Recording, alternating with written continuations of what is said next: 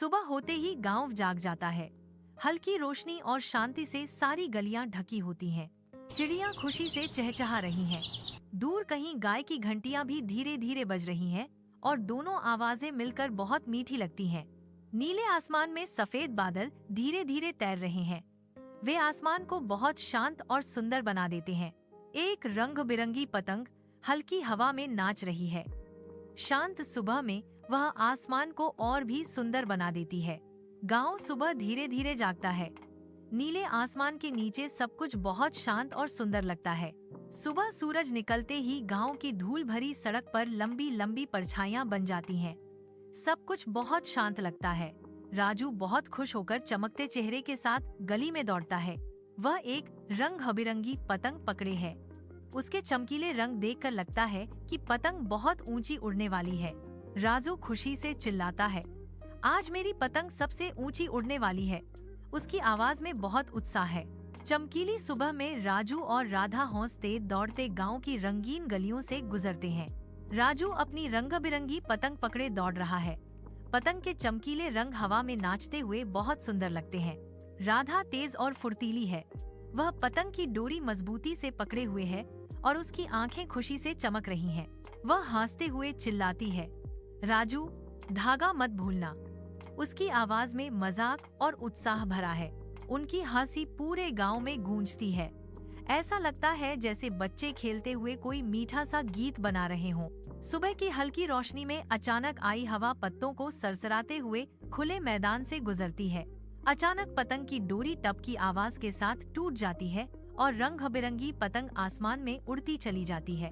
पतंग धीरे धीरे उड़ते हुए एक बड़े बरगद के पेड़ की तरफ जाती है। पेड़ की लंबी लंबी टहनियां ऐसे लगती हैं जैसे वह पतंग को पकड़ने के लिए हाथ बढ़ा रहा हो।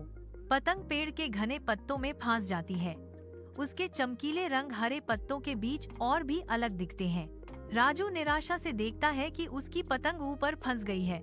ओह, यह फंस गई है, वह चिल्लाता है। ओह, ये फंस गई है। राजू हार गया। वह अपनी पतंग को देखता है जो अब पुराने बरगद के पेड़ में फंस गई है।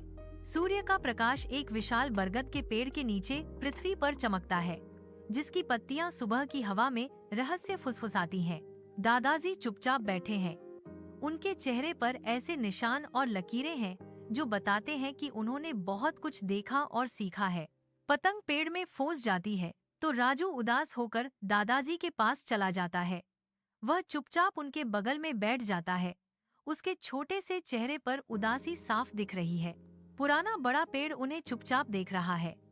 उसकी जड़ें जमीन में गहराई तक फैली हैं और उसकी लंबी टहनियां आसमान की ओर उठी हुई हैं। दादाजी धीरे से राजू की तरफ देखते हैं। धूप की हल्की हल्की किरणों में राजू उनके पास बैठा बहुत सुकून देने वाला लगता है। दादाजी धीरे से कहते हैं, कभी कभी चीजों को थोड़ी मदद चाहिए होती है।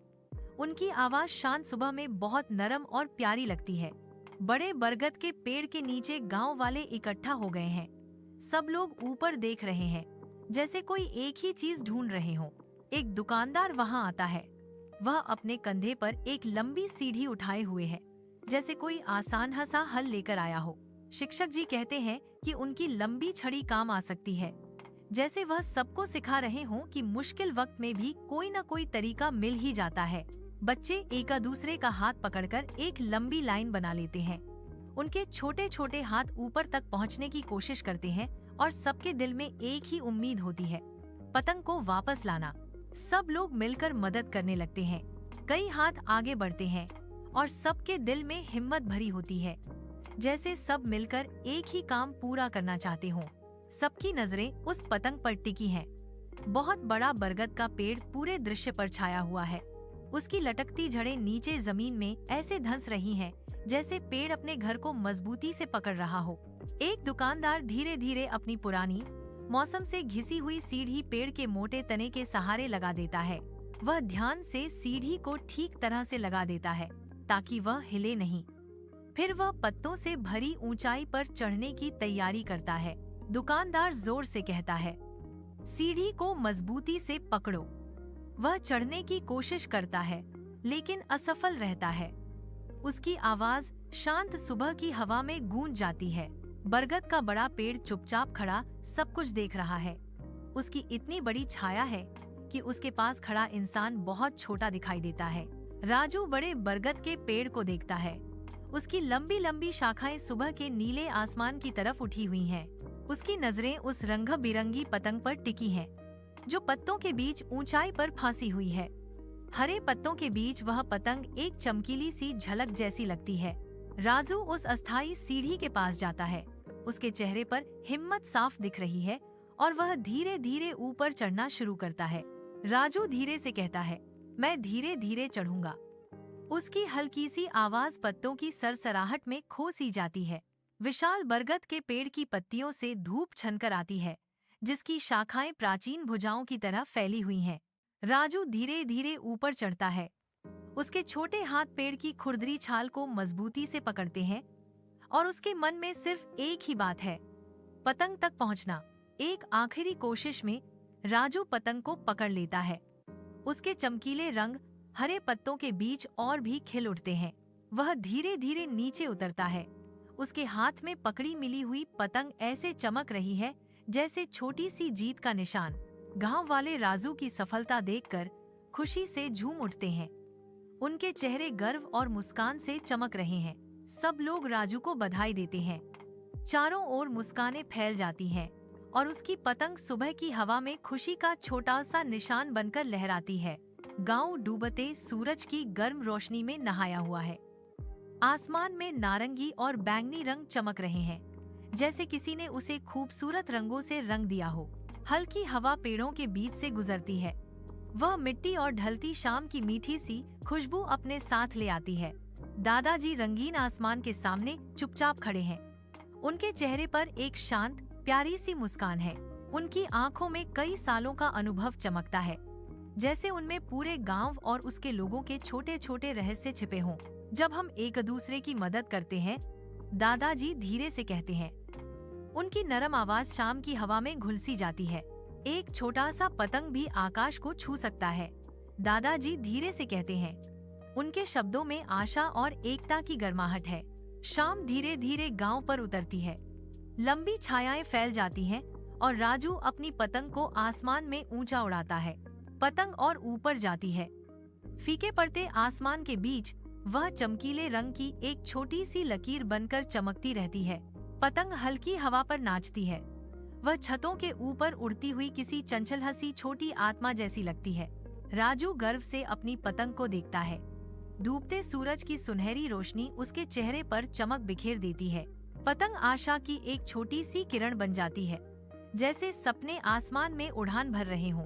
जैसे ही शाम गांव में उतरती है, राजू और राधा साथ साथ बैठते हैं। उनके चेहरे पर एक जैसी मीठी सी खुशी चमक रही होती है।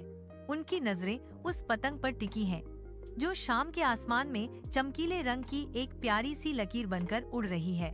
उनसे बेफिक्र खुशी झलकती है, जैसे यह पल समय में थमर सा गया हो, बिल्कुल परफेक्ट और बहुत ही प्यारा। पतंग हवा में नाचती और झूमती रहती है और उनकी हंसी पूरे माहौल में मीठी सी गूंज बनकर फैल जाती है।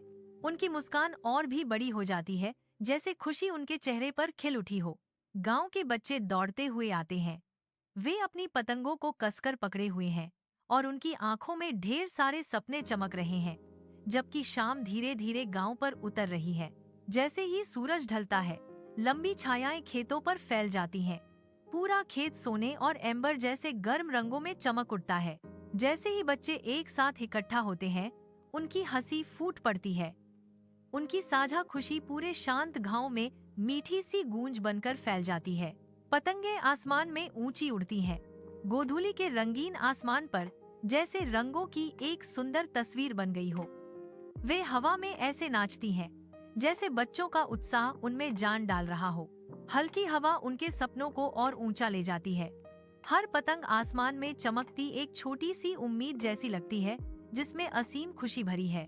इस प्यारे से पल में पूरा गांव खुशी की एक बड़ी सी तस्वीर जैसा लगने लगता है, जिसे हौसी और सपनों के रंगों से बनाया गया हो। जैसे जैसे शाम ढलती है, गांव का आसमान रंग बिरंगी पतंगों से भर जाता है। वे हल्की हवा में धीरे धीरे नाचती हैं, जैसे आसमान खुद मुस्कुरा रहा हो।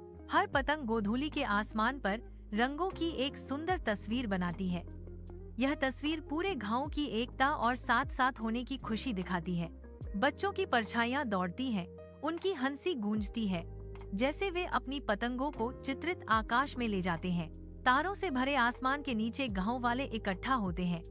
उनकी हंसी शांत रात में धीरे धीरे गूंजती है, जैसे रात भी मुस्कुरा रही हो। वे सब मिलकर बातें करते हैं और उनकी कहानियां एक दूसरे से जुड़ती जाती हैं, जैसे प्यार और साथ होने से बनी एक सुंदर तस्वीर उनके दिलों को जोड़ रही हो। हवा में प्यार और अपनापन घुला हुआ है। सबके बीच एक साथ होने की मीठी सी भावना फैल जाती है, जैसे पूरा गांव एक बड़ा परिवार हो।